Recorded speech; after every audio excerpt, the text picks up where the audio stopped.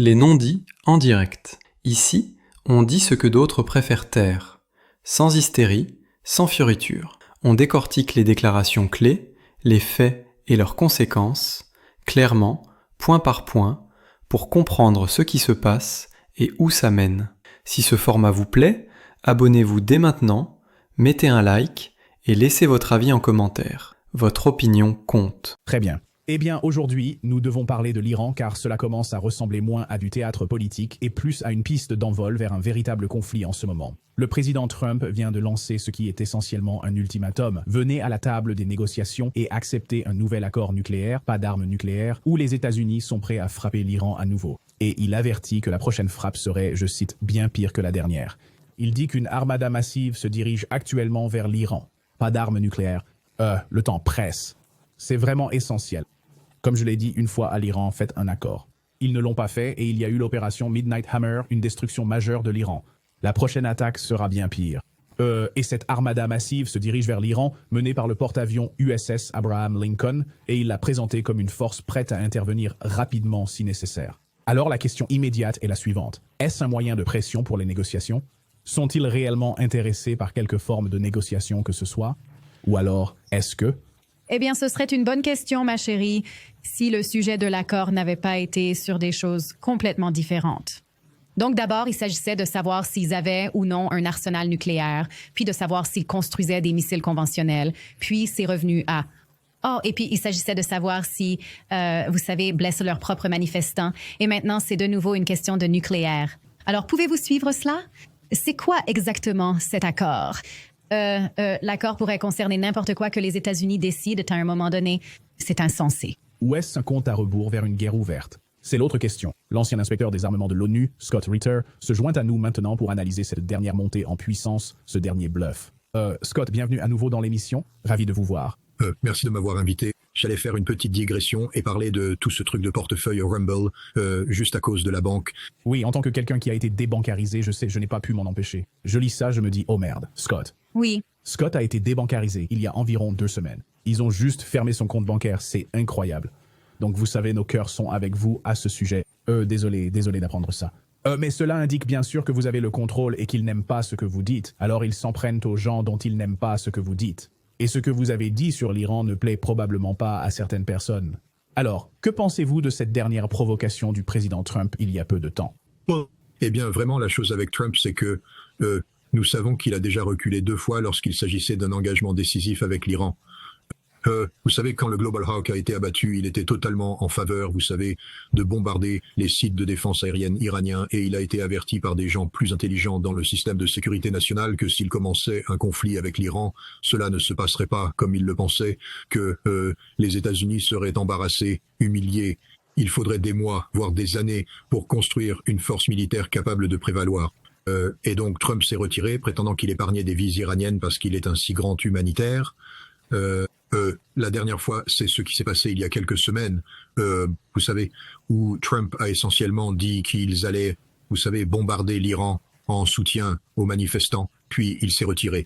Ma première impression est que quelqu'un de plus intelligent que Trump a de nouveau chuchoté à son oreille et l'a averti des conséquences. Nous savons qu'Israël et l'Arabie saoudite auraient passé des appels téléphoniques pour demander d'arrêter les bombardements. Mais plus j'y réfléchis, plus je regarde ce qui se passe actuellement, je pense que tout fait partie du plan, que ce que nous voyons actuellement se déroule dans le cadre d'une stratégie de campagne qui, vous savez, s'est déroulée lorsque les États-Unis et d'autres ont manipulé la monnaie iranienne, menant à une crise économique qui, à son tour, conduit à des manifestations dans les rues qui ont été détournés par des agitateurs violents contrôlés par le Mossad et la CIA, qui ont instigé, vous savez, des actes de violence massive, qui ont déclenché une réponse sécuritaire iranienne.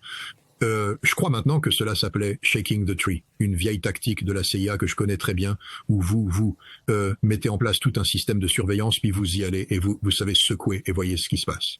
Et je pense que les États-Unis et les Israéliens ont pu déterminer spécifiquement, vous savez, quels actifs ont répondu à quelle crise, où ils sont situés, qui les contrôle, vous savez, des choses de cette nature, et cela a alimenté la liste des cibles que nous allons utiliser. Israël a clairement indiqué que la prochaine frappe contre l'Iran doit être la dernière frappe contre l'Iran.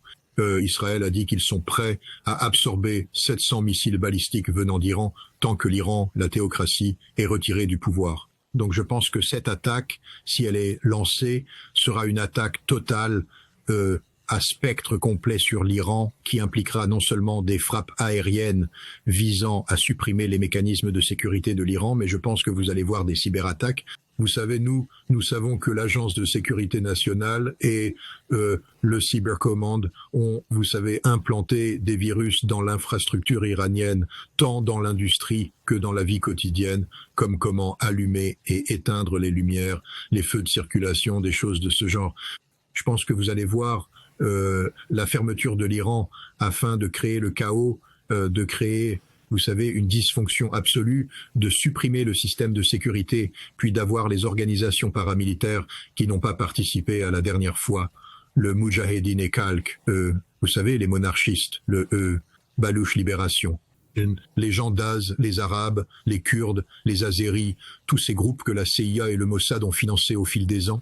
Je pense qu'ils vont se précipiter sur les grandes villes, y compris Téhéran, et je pense qu'ils vont chercher à destituer le gouvernement iranien du pouvoir. Cela doit être fait rapidement. Israël, vous savez, ne peut pas absorber les attaques de missiles indéfiniment. Mais vous savez, c'est le plan. Je ne pense pas que cela réussira. Je pense que cela échouera. Je pense que l'Iran fermera le détroit d'Ormuz, arrêtera la production de pétrole, tuera beaucoup d'Américains et détruira Israël. Et j'espère que quelqu'un de très intelligent murmure cette réalité à l'oreille de Trump, y compris le fait que nous pourrions perdre un porte-avions si nous ne faisons pas attention. Donc ce n'est pas avec les Houthis que nous jouons, c'est l'Iran. L'Iran reconnaissant que, premièrement, ils ne vont pas conclure d'accord parce que vous ne pouvez pas conclure d'accord. Vous savez, Karin Kneißl, elle est une ancienne ministre autrichienne des Affaires étrangères qui se trouve actuellement à Saint-Pétersbourg, à la tête du Gorky Center. Vous savez, elle se hérisse lorsqu'elle entend le terme accord, surtout lorsqu'il sort de la bouche de Donald Trump. Elle dit que le terme accord, c'est le langage des gangsters, des voyous, des criminels, de la mafia. L'Iran ne veut pas traiter avec un gangster, un voyou, un criminel ou la mafia. Ils ne veulent pas d'accord. L'Iran veut un traité contraignant, un accord contraignant. Ils ont appris la dernière fois qu'ils ont conclu un accord avec un président américain, que cet accord peut être rompu par un autre président américain sur un coup de tête, et c'était le plan d'action global commun. L'Iran ne va pas conclure d'accord avec Donald Trump. Il pourrait signer un traité avec le monde, mais il ne va pas reculer sous les menaces pour le moment. Donc si cela se produit, ce sera un combat existentiel qui entraînera la dévastation pour toutes les parties impliquées. Et juste pour que tous les Américains qui regardent cela, je veux dire, cela signifie la fin du dollar, la fin de votre économie, la fin du niveau de vie dont vous jouissez actuellement. Vous allez voir un effondrement économique aux États-Unis qui fera pâlir la Grande Dépression en comparaison. Nous ne pouvons pas gérer ce qui s'apprête à venir. Donc, appelez vos représentants, faites-les appeler des généraux, et qu'ils murmurent à l'oreille de Trump et lui disent « Ne faites pas cela ». D'accord. Et donc, je veux vous poser 2 questions. Tout d'abord, pouvez-vous évaluer le récit gouvernemental selon lequel c'est préventif que l'Iran va frapper en premier, même s'ils ont dit à plusieurs reprises qu'ils ne le feront pas, même s'ils ne l'ont jamais fait, même si rien n'a prouvé qu'ils sont antagonistes et qu'ils continuent à se présenter aux discussions? Alors, déconstruisons ce récit, puis j'aimerais que vous répondiez à cela. Voici Marco Rubio, il y a quelques minutes, reconnaissant que oui, cela coûterait des vies américaines. Et comment fait-il ce calcul que cela en vaut la peine sur la base de cette évaluation de la menace? Regardez. Concernant notre présence dans la région, voici la base que je veux établir pour tout le monde. Voilà la base. Nous avons 30 000 à 40 000 soldats américains stationnés dans 8 ou 9 installations dans cette région. Tous sont à portée, théoriquement. Pas théoriquement, en réalité, tous sont à portée d'une série de milliers de drones iraniens à sens unique et de missiles balistiques à courte portée iraniens qui menacent la présence de nos troupes. Nous devons avoir suffisamment de force et de puissance dans la région, juste à la base, pour nous défendre contre cette possibilité. Qu'à un moment donné, en raison de quelque chose, le régime iranien décide de frapper notre présence de troupes dans la région. Le président réserve toujours l'option défensive préventive. En gros, si nous avons des signes qu'ils vont vraiment attaquer nos troupes dans la région, nous devons défendre notre personnel sur place. Nous avons également des accords de sécurité, le plan de défense d'Israël et d'autres, qui nous obligent à avoir une posture de force dans la région pour nous défendre contre cela. D'accord. Donc, ce sont les dangers et nous disons oui, nous sommes prêts à provoquer. Nous avons des gens en danger. Nous avons besoin de suffisamment de missiles pour simplement nous assurer qu'ils ne se fassent pas tous tuer. Eh bien, encore une fois, juste pour rappeler à tout le monde, Marco Rubio n'a jamais servi dans l'armée américaine. et n'a aucune idée de ce que cela signifie de servir dans l'armée américaine et n'a aucune idée de ce que cela signifie de servir en danger. Moi et d'autres l'avons fait et lui ne l'a pas fait. Donc je ne le prends pas au sérieux. Je voudrais aussi rappeler à Marco Rubio que, vous savez, en tant que membre des Nations Unies, vous savez, le Congrès n'a pas encore révoqué cela. Nous ne nous sommes pas retirés de la charte et donc nous sommes tenus légalement responsables de ces actions. Or, cela ne nous a jamais dérangés dans le passé. Nous avons envahi et occupé l'Irak et nous avons lancé d'autres frappes. Mais il est curieux qu'il commence à articuler le langage du droit international parlant de prévention, car nous savons qu'en vertu de l'article 51 de la Charte des Nations Unies qui appelle à la légitime défense, les nations peuvent invoquer la légitime défense préventive. C'est une doctrine, vous savez, fondée sur le droit constitutionnel et le droit international. L'affaire Caroline est un cas américano-britannique sur lequel, vous savez, la Cour suprême des États-Unis s'est prononcée et qui influence le droit international à ce jour. Mais pour utiliser l'excuse préventive, il doit y avoir une menace imminente et la menace imminente est très précisément définie comme se produisant maintenant. Vous n'avez pas le temps d'aller au Conseil de sécurité, de faire voter le Conseil de sécurité, etc. Ce n'est tout simplement pas le cas. Vous ne pouvez pas articuler une véritable imminence. Deuxièmement, nous savons que Vladimir Poutine a négocié un accord entre Israël et l'Iran qui stipule qu'aucun des deux n'attaquera l'autre en premier. Donc le concept de frappe préventive est absurde. Cela a tout simplement été rendu caduc par la diplomatie réelle. Donc c'est simplement Marco Rubio cherchant à fabriquer un cas réel. J'aimerais qu'il y ait plus de personnes au Congrès des États-Unis qui poseraient des questions puisqu'il a évoqué la prévention pour poser des questions sur la nature de la menace imminente. Maintenant, Rubio parlerait des renseignements et si j'étais au Sénat, je dirais simplement, alors nous allons entrer en session à huis clos immédiate et vous allez le faire tout de suite parce que nous parlons de guerre. Et devine quoi, Marco? Vous n'avez pas le droit de déclarer la guerre. Le président n'a pas le droit de déclarer la guerre. C'est le Congrès qui déclare la guerre. Et donc avant de parler d'articuler un cas pour aller en guerre où des Américains vont mourir, je veux dire, c'est clair, des Américains vont mourir, vous devez être très précis sur la menace imminente venant d'Iran et ce qui déclencherait une frappe préventive. Et vous feriez bien de venir au Congrès avant de le faire, où nous allons commencer à destituer des personnes. Et nous avons besoin que le Congrès s'indigne, car nous parlons d'une menace existentielle pour la santé de la nation américaine. Personne ne sait peut-être plus que vous savez, en passant par ce processus d'inspection et en sachant ce dont une nation est capable, et en avertissant les gens. Je veux dire, si nous avions seulement écouté vos avertissements au Congrès sur ce que Saddam Hussein n'avait pas, des millions de personnes pourraient encore être en vie, mais ils avaient un agenda. Donc clairement, ils ont un agenda ici. Mais je veux vous demander, sur cette question nucléaire précisément, que peuvent les renseignements? Comme quel type de renseignements avons-nous aux États-Unis avec nos amis du Mossad? Que pouvons-nous réellement savoir par rapport à supposé en Iran? C'est-à-dire, quelle est la différence entre un programme, vous savez, un programme d'armes nucléaires, Énergie nucléaire. capacité nucléaire, et une arme nucléaire? Oui. Well, eh bien, vous savez, lorsque nous avons eu cette conversation ou des conversations similaires avant la guerre des 12 jours, j'ai clairement indiqué que je pensais que l'Iran commettait une erreur flagrante en enrichissant l'uranium à 60%, que l'Iran n'avait aucune raison légitime de le faire, autre que de se positionner comme un seuil. Énergie nucléaire. Et vous soutenez cela par des déclarations faites par des hauts responsables iraniens concernant, vous savez, qu'ils pourraient produire une arme nucléaire en quelques semaines si le guide suprême prenait la décision politique de le faire. Vous savez, cela devient problématique. Maintenant, j'ai parlé avec le président iranien et le ministre des Affaires étrangères en septembre. J'ai abordé cette question précise avec eux et ils ont réaffirmé fermement qu'ils n'avaient aucune intention, qu'ils ne voulaient pas de bombes nucléaires, etc. Mais l'uranium enrichi à 60%, vous savez, résout beaucoup des processus physiques et cela raccourcit le délai et cela rend le problème des renseignements plus difficile à résoudre. Parce que pour résoudre cela, vous devez avoir des renseignements très spécifiques. Il y a certaines choses concernant l'infrastructure. Vous savez, je ne sais pas exactement combien a été détruit pendant le bombardement. Je suppose qu'une bonne partie l'a été. Ce qui n'a pas été détruit, je suppose que cela a été évacué. Je suppose que nous ne savons pas exactement où ce matériel a été évacué. Mais il y a certaines signatures qui sont liées à la reconstitution que nous saurions s'ils reconstituaient. Et j'ai le sentiment que l'Iran s'est concentré sur la reconstitution des capacités de production de missiles balistiques plutôt que sur la reconstitution d'un programme d'énergie nucléaire à ce moment précis.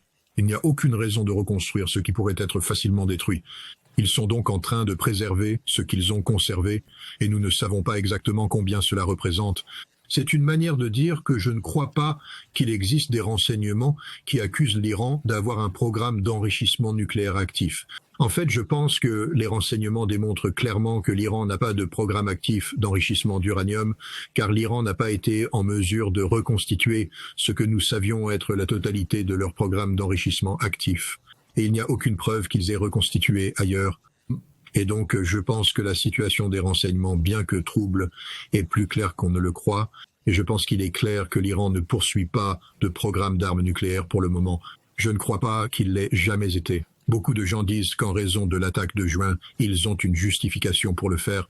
Mais même s'ils essayaient de donner cette justification politique, je ne crois pas qu'ils aient la capacité physique et il n'y a aucune preuve qu'ils aient pris cette direction. Ce que nous avons ici, c'est Donald Trump cherchant à, vous savez, contraindre l'Iran à simplement abandonner son programme nucléaire. Et l'Iran ne va tout simplement pas faire cela. Ce n'est pas parce qu'ils cherchent à obtenir une arme nucléaire. C'est parce qu'ils ont fait du programme d'enrichissement nucléaire un symbole de leur fierté nationale. C'est un droit qu'ils ont. Ils ont sacrifié pendant plus de 2,5 décennies pour préserver et avancer avec ce droit. Et ils ne vont tout simplement pas être intimidés pour reculer. Ils ont lié cela à la survie existentielle de leur nation. Et Donald Trump ne comprend pas vraiment. Trump, vous savez, travaille au nom d'Israël. Nous devons être honnêtes. Je veux dire, l'homme a presque reconnu que les 100 millions de dollars que Myriam Adelson lui a donnés, vous savez, étaient de l'argent israélien, et il a constitué un cabinet, le meilleur cabinet que 100 millions de dollars puissent acheter, composé uniquement de sionistes qui soutiennent Israël. Nous avons même, vous savez, mis des gens en place, comme l'ancien directeur adjoint du FBI, Dan Boudin, qui a dit que sa priorité numéro 1 est la sécurité d'Israël. Le directeur adjoint du FBI a dit que sa priorité numéro 1 est la sécurité d'Israël. C'est ça. Et maintenant, vous savez pourquoi j'ai été désolidarisé des banques, parce que je dénonce ces absurdités. Je voulais vous demander, oui, donc, dans le récent document de stratégie militaire, il est dit qu'Israël est un allié modèle. Tout le monde, prenez note, c'est exactement ce que nous voulons de nos partenaires commerciaux et internationaux. Ce qui est risible, car c'est l'allié modèle qui continue de nous entraîner dans des guerres mondiales. Je veux cependant vous demander, parce que vous avez dit que les conséquences de cela pourraient être une dévastation totale pour cet allié modèle. Qu'est-ce que cela signifie? Pensez-vous que l'Iran a des astuces dans sa manche que nous ne connaîtrions pas? Et vous avez mentionné la cyberguerre qui pourrait paralyser des sociétés entières. Cela pourrait très bien arriver en Israël, c'est ce que vous dites. Vous savez, quand Stuxnet, l'ancien, le virus a été initialement déployé contre l'Iran, qu'il y avait un virus de suivi, il avait un nom différent, Zoues quelque chose. Et les Iraniens l'ont trouvé, l'ont réutilisé, l'ont renvoyé et ont paralysé Aramco, juste comme un signal de « nous savons ce que vous faites ». C'était le même ADN que le virus que nous avons mis là. Ils ont veillé à ce que nous puissions l'analyser à rebours et comprendre ce qui s'était passé. L'Iran possède également des outils cybernétiques extrêmement performants et ils les déploieront.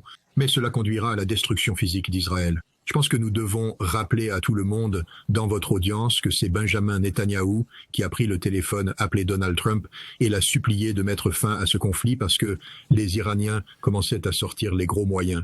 Et encore une fois, cela montre la retenue de l'Iran. Après une attaque surprise, ils ont tenté de décapiter leur leadership après avoir subi, vous savez, des pertes militaires importantes. L'Iran n'a quand même pas cherché à en finir. L'Iran cherchait une issue à ce conflit. Et, vous savez, mais à la fin, ils ont déployé des missiles, de nouveaux missiles qui étaient extraordinairement destructeurs et extraordinairement précis, que rien ne pouvait abattre. Et Netanyahou s'est finalement rendu compte que c'était fini, que si cela continuait, son pays serait détruit, alors il a supplié Trump d'intervenir. L'Iran a toujours ses missiles et Israël ne peut toujours pas les abattre. Et c'est la réalité. Israël dit qu'il pourrait en prendre 700. C'est le message qui a été envoyé à l'administration Trump. Si cette guerre se poursuit, nous pouvons absorber 700 missiles. L'Iran va frapper Israël avec des milliers. Ce sera la fin d'Israël en tant qu'État-nation moderne et viable. C'est un petit pays avec des capacités d'infrastructure limitées et toute cette infrastructure sera détruite par l'Iran dans les 3 jours suivant le début de ce combat. Donc, vous savez, encore une fois, c'est là que les gens intelligents doivent murmurer à l'oreille de Trump « Ne fais pas ça ». Je veux dire, si Israël est notre allié modèle. Je veux juste rappeler aux gens que Jonathan Pollard a espionné pour le compte d'Israël. Il a travaillé pour la marine des États-Unis. Il a volé les secrets les plus sensibles de l'Amérique, des secrets qui ont impacté notre sécurité nationale, les a donnés à Israël sous la direction d'Israël, puis Israël, cet allié modèle, les a remis à l'Union soviétique. Et beaucoup de ces secrets concernaient des programmes de plusieurs milliards de dollars que nous utilisions pour surveiller les capacités de missiles soviétiques, les capacités stratégiques pour gérer la guerre nucléaire, la planification, etc. Jonathan Pollard, un citoyen américain travaillant pour le gouvernement israélien, a volé les secrets les plus sensibles, les a donnés à Israël pour de l'argent, puis Israël les a vendus à l'Union soviétique. Israël n'est pas un allié. Les gens doivent comprendre cela. Israël n'est pas un allié. Israël utilise les États-Unis pour ses propres objectifs, mais nous ne sommes pas un allié. Benjamin Netanyahou se moque de la façon dont il achète le Congrès américain, comment il possède les États-Unis. Israël nous espionne. Quand je travaillais dans le renseignement, vous savez, nous avions encore un système qui avait été complètement acheté par Israël et vous savez, nous avions des arabistes au département d'État, nous avions des gens qui se souciaient de l'Amérique au Pentagone et ils voyaient Israël comme la menace numéro 1. Israël est le plus grand praticien de l'espionnage sur le sol américain. Pas la Chine, pas la Russie, pas l'Iran. Israël est le plus grand praticien de l'espionnage visant les États-Unis d'Amérique, opérant sur le sol américain. Et c'est notre allié modèle. Eh bien, je veux dire, c'est ce qu'une femme battue dirait. Mon mari est incroyable, n'est-ce pas? Donc oui, ça colle bien à cette histoire d'allié modèle. J'aimerais passer à Cuba, parler de Cuba, car c'est ce que le président Trump a dit mardi. En plaisantant un peu, ils vont bientôt tomber. Ça a l'air un peu diabolique. Regardez. Eh bien, nous allons voir ce qui se passe avec Cuba. Je ne sais pas, y a-t-il quelqu'un intéressé par Cuba dans cette salle? Pas beaucoup de gens. Ce n'est pas une salle pour parler de Cuba, mais ce n'est pas grave. Il y en a plein ailleurs, surtout à Miami. Et Cuba va échouer très bientôt. Monsieur, vous parlez de Cuba, c'est vraiment une nation qui est très proche de l'échec. Vous savez qu'ils ont obtenu leur argent du Venezuela. Ils ont obtenu le pétrole du Venezuela. Ils ne reçoivent plus ça. C'est vrai. Nous parlions des sondages plus tôt. De toute évidence, vous. D'accord. De quoi s'agit-il? Eh bien, évidemment, Cuba est sous embargo commercial de longue date, ce qui signifie qu'ils doivent trouver des solutions pour obtenir du pétrole. Historiquement, Cuba a obtenu son pétrole du Venezuela et du Mexique.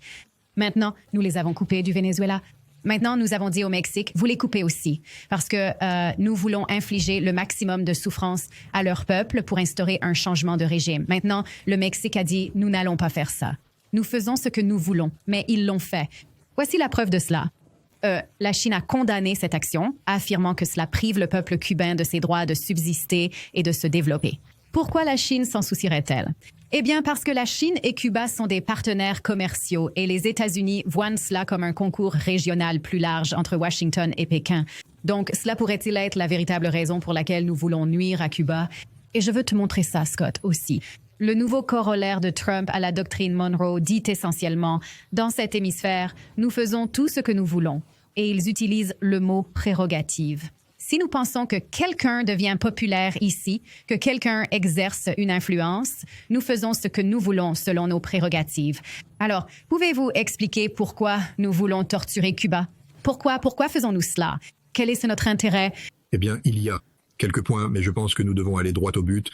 Marco Rubio, depuis que Marco Rubio est devenu sénateur, il s'est concentré uniquement sur, vous savez, Cuba. Son père, vous savez, vient de Cuba, ou son père ou grand-père vient de Cuba, un homme de Batista. Et Rubio fait partie de cette communauté cubano-américaine qui, vous savez, en gros, la seule chose qui lui donne de l'importance est leur insistance sur les politiques anticommunistes. Et il transforme cela en un pouvoir politique significatif. Il est maintenant, vous savez, le secrétaire d'État, mais plus important encore, il est le conseiller à la sécurité nationale. Il a une double casquette. Cela signifie qu'il ne se contente pas de créer et de mettre en œuvre la politique étrangère. Il est l'homme responsable de la coordination de la politique étrangère avec la politique secrète, les activités de la CIA, etc. Mais Marco Rubio est l'homme qui nous a donné le Venezuela et c'est l'homme qui se concentre sur Cuba. Il est l'homme qui se concentre sur la domination américaine du continent sud-américain, de toute l'Amérique latine. Et c'est pourquoi nous ciblons Cuba. Oui, nous avons le corollaire de Trump. Oui, nous avons la stratégie de sécurité nationale. Mais la réalité est ce que nous parlons, vous savez, du projet favori de Marco Rubio. C'est son chemin vers la présidence. C'est ainsi qu'il envisage de revendiquer la Maison-Blanche en 2028. C'est la guerre personnelle de Marco Rubio. Cuba ne représente aucune menace pour les États-Unis. Et le fait que Cuba commerce avec la Chine, la Russie et le Venezuela est principalement dû au fait que Cuba ne commerce pas avec les États-Unis. Mais ce n'est pas une décision que Cuba prend. C'est une décision prise par les États-Unis en raison de leurs sanctions. Pouvons-nous, vous savez, effondrer l'économie cubaine? Vous savez, nous essayons depuis des décennies. Donald Trump a-t-il un plan qui va fonctionner? Eh bien, nous verrons. Mais enfin, voilà. Je pense juste que Cuba sera un os plus dur à croquer que ne le pense Donald Trump. C'est quelqu'un qui cherche toujours la solution facile, la victoire à moindre coût, mais qui n'est pas prêt à livrer un vrai combat acharné. Je me demande juste ce que les gens... Donc, si c'était une question de SAT, nous pourrions la formuler ainsi. Hillary Clinton est à la Libye ce que Marco Rubio est à Cuba, n'est-ce pas? Donc, les deux lancent des guerres et la destruction totale de la population civile pour leur propre gain politique. Exact. Sauf que je ne pense pas que nous allons réussir à Cuba. Je pense que Cuba a bien plus de ressources, résilience que la Libye n'en avait. Vous savez, Donald Trump. Oui. Ce que nous venons de diffuser ici, ce sont les manifestations d'aujourd'hui contre l'intervention étrangère. C'est ce que vous voyez? Je m'excuse. Allez-y. Non. Regardez. Vous savez, je ne suis jamais allé à Cuba. Je ne peux pas prétendre être, vous savez, un expert de Cuba. Mais j'ai étudié l'histoire et je sais que depuis la baie des Cochons jusqu'à aujourd'hui, nous avons essayé de nous débarrasser du gouvernement cubain et nous n'avons pas réussi. Donc, je ne sais pas si Donald Trump et Marco Rubio ont la solution magique. Ils parlent comme s'ils l'avaient, mais je veux juste souligner que même après nous être débarrassés de Maduro, nous ne contrôlons pas le Venezuela. Et ce point devrait être fait. Le Venezuela n'est pas sous notre contrôle. On peut imposer des sanctions au Venezuela. Nous pouvons bloquer le Venezuela. Mais dans l'état actuel des choses, le gouvernement vénézuélien est toujours le gouvernement vénézuélien. Il n'a pas été. À moins que la CIA n'ait exécuté des contrats secrets avec tout le monde et qu'ils agissent secrètement, ce qui est toujours possible. Nous n'avons pas finalisé la situation au Venezuela, et je pense qu'il est un peu prématuré de supposer une victoire américaine sur Cuba. La CIA, c'est comme leur joyau de la couronne. Ils espèrent cela depuis des décennies à Cuba. Ils ont échoué à chaque étape, des cigares explosifs à Dieu sait quoi d'autre dans lequel ils ont été impliqués. Je veux dire, il y a des musées dédiés à leurs échecs à Cuba. À quel point pensez-vous que la communauté du renseignement est active à Cuba, comme elle l'a été à l'intérieur du Venezuela au cours des dernières décennies? Je pense qu'elle est extraordinairement active, mais je pense aussi que les points d'influence ou les points d'accès à Cuba ne sont pas aussi étendus qu'ils l'étaient au Venezuela. Le Venezuela a bien sûr, vous savez, l'industrie pétrolière qui produit des oligarques politiquement et économiquement influents, et les États-Unis possèdent ces gens depuis des décennies. Et vous savez, ils n'ont en réalité jamais vraiment perdu leur influence ou leur position au Venezuela. Donc nous avons pu exploiter cela, exploiter les élites. Vous savez, Cuba est, vous savez, un pays communiste. Et bien que je pense que nous avons infiltré Cuba, je veux dire, la CIA travaille dur pour faire son travail. Je crois que le gouvernement cubain est largement protégé contre le genre d'infiltration qui a eu lieu au Venezuela. Et je pense juste que ça va être une cible bien plus difficile que ce que Donald Trump et Marco Rubio essaient de vendre au peuple américain. Scott Ritter. Et il reste 30 secondes, je veux dire, juste sur la question de l'Iran rapidement pour conclure. Pensez-vous qu'une attaque est imminente? Vous pariez là-dessus? Non. Non. Non. Et la raison pour laquelle je dis non, c'est que nous allons nous faire botter le derrière. Et c'est évident que nous allons nous faire botter le derrière. Et je suis juste convaincu que quelqu'un va soulever ça auprès de Trump et dire « Si vous attaquez l'Iran, vous perdrez les élections de mi-mandat et vous passerez la deuxième moitié de votre mandat à être destitué. Et vous pourriez en fait être condamné et vous irez en prison.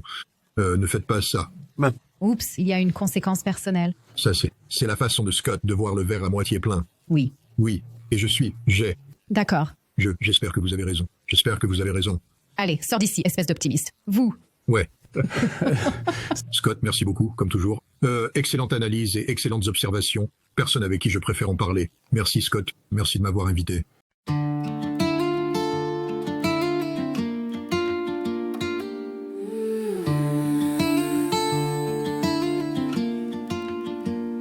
Dans le bruit des écrans, les ombres font la loi. Des titres qui s'allument puis s'éteignent sans voix. On lit entre les lignes, on suit le fil discret. Les mots qu'on n'a pas dit, les gestes qu'on promet. La nuit porte des preuves, des signes à moitié. Un chiffre, une image, un regard détourné. Si tout semble clair, c'est peut-être un décor. Nous on cherche la faille et la vérité dehors. Les non-dits, on les met en lumière. Quand le monde se tait, on écoute la poussière. Les non-dits, on recolle le sens. À froid, sans cri, mais avec exigence. Les non-dits, au cœur de la nuit, on ouvre les dossiers et le réel surgit. Des promesses en coulisses, des mains sous la table, des versions officielles, trop lisses, trop hables. On compte les secondes, on suit les trajectoires. Les cartes se déplacent et changent d'histoire. Un port, un ciel chargé, un message chiffré. Des alliances qui craquent, des pactes déchirés. Si l'info te traverse comme un courant sans fin, ici on la ralentit pour voir ce qu'elle peint. Les non-dits, on les met en lumière. Quand le monde se tait, on écoute la poussière. Les non-dits, on recolle le sens. À froid, sans cri, mais avec exigence. Les non-dits, au cœur de la nuit, on ouvre les dossiers et le réel surgit. On ne vend pas des peurs, on cherche des repères. On sépare le bruit des faits, la scène du mystère. Chaque phrase a son prix, chaque silence un poids. Mais la vérité respire quand on tient le cap droit. Regarde bien la trame, derrière le spectacle. Les détails sont des clés et les angles des actes. Si tu veux comprendre au lieu de simplement croire, reste avec nous, on remonte le miroir.